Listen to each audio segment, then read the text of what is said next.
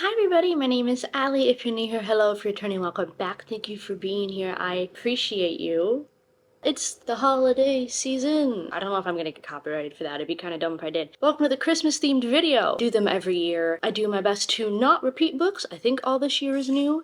And this year I really wanted to try and find mainly books that were on Kindle. I love a holiday romance. I really do. I sometimes feel weird about buying books that are specific to holidays, because it's like, oh, I'm only gonna want to read them at this time of the year. I'm not someone that picks up a Christmas book in the middle of summer. I always feel kind of weird about buying Christmas or holiday themed books, so I tried to find as many as I could that were on Kindle Unlimited, read them. So if you're someone that has a Kindle Unlimited, you can read them for free, or if you want to buy them, you obviously can. I only have one book that isn't on Kindle Unlimited, and I think we'll start with that one. And that is A Winter in New York by Josie Silver. Josie Silver also wrote One Day in December, I think it was. I haven't read that yet, but that is a fairly popular holiday Christmassy book. But this is her newest release. I got it with my book of the month. This follows our main character, Iris. She is British and moves to New York for a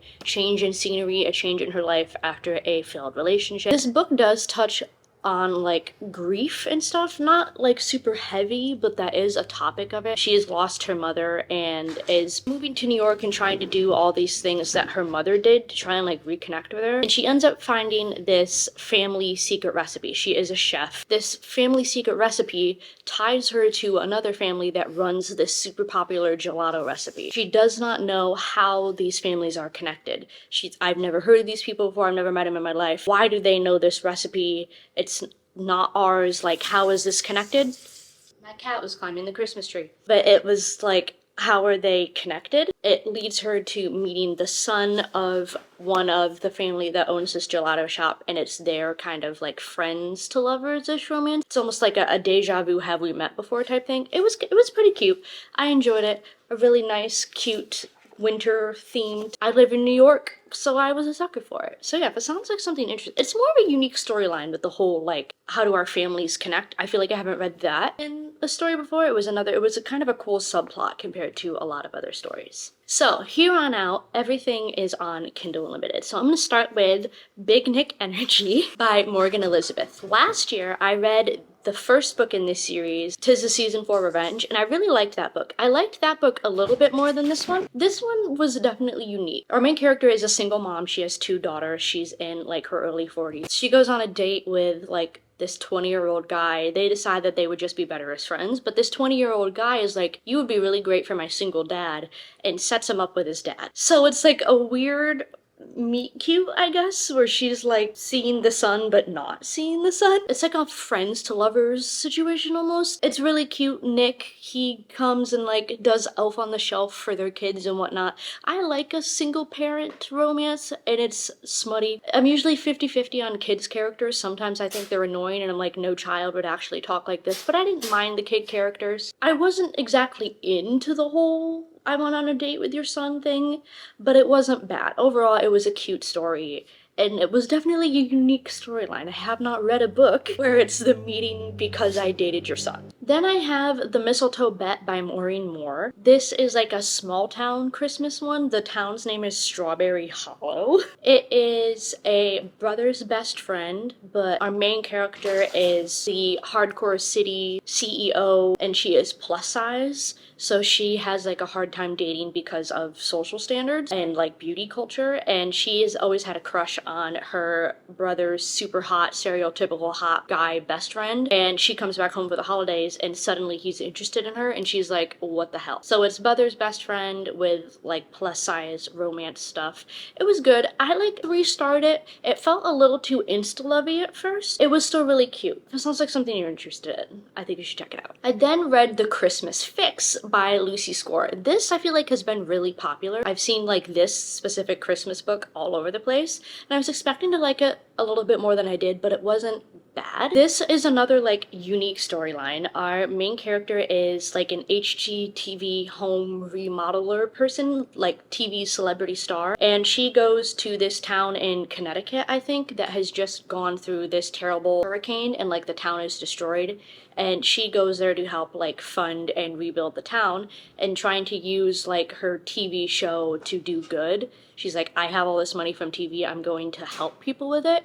And it is like a grumpy sunshine, enemies to lovers between her and the mayor of this town. The mayor of this town is like, I don't want you here. You are exploiting my town, my friends, my family for money. None of this is because you want to, like, you want money. He's very like, get the cameras out of here. Like, we're not here to hype up on sadness.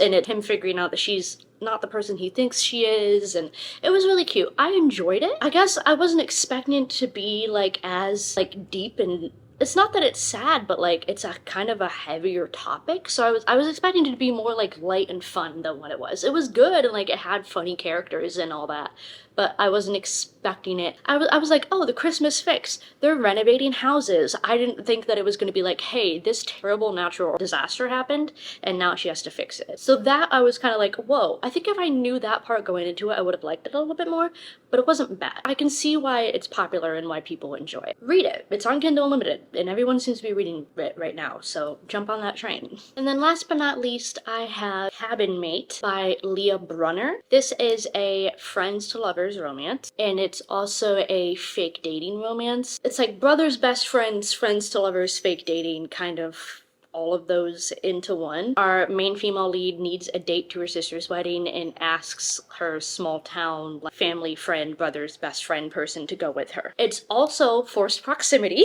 all the tropes where they're having to, because their family thinks they're dating, they have to share one cabin room together. So it has the forced proximity in it, and I love a good forced proximity. The whole like will they won't they is the main male character. He loses a bet with his brother that he can't date a woman for 4 months. It's weird. The book will explain it, but it's like childhood best friend girl is finally single, but he has just lost this bet where he's not allowed to date anyone for 4 months. So it puts the whole tension on the fake dating, forced proximity of it all. I think these are pretty much my holiday recommendations for the year. I love doing these. I love just spending weeks reading nothing but holiday books and figuring out which ones are good or not. If you've read any of these, let me know. I think I have 1 or 2 other of these videos. I'll tag them both so you can check them out if you want some of my previous year's recommendations. If you have any of your own holiday Christmassy book recommendations, feel free to leave them down in the comments below. Have a safe, happy holiday season. I love and appreciate you so much. All the love and joy. Mwah, mwah, mwah. Follow me anywhere. Everything is down below. As always, all my social media, my Amazon, my Pango, all of that jazz. Follow me on Goodreads. Follow me on my Storygraph. All that jazz. And you both, yeah. I'll see you guys somewhere else on the internet.